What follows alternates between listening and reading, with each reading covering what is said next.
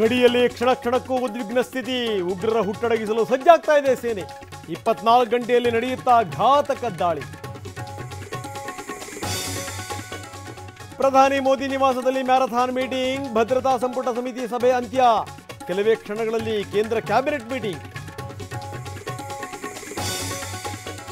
ಗಡಿಯಲ್ಲಿ ಮತ್ತೆ ಪಾಕ್ನಿಂದ ಗುಂಡಿನ ದಾಳಿ. ವೈರಿ ಸೇನೆಗೆ ಯೋಧರ ದಿಟ್ಟ ಉತ್ತರ. ನಿನ್ನೆ ಒಂದು ರಾತ್ರಿಯಲ್ಲಿ 4 ಕಡೆಗೆ ಗುಂಡಿನ ಚಕಮಕಿ. ಪಹಲ್ಗಾಮ್ನಲ್ಲಿ ಮುಂದುವರೆದ ಎನ್ಐಎ ಶೋಧ. 45 ಸದಸ್ಯರ ತಂಡದಿಂದ ತಲಾಶ್. ದಾಳಿಯ ರಹಸ್ಯ ಕೆದಕ್ತಾ ಇದೆ ತನಿಖಾ ತಂಡ.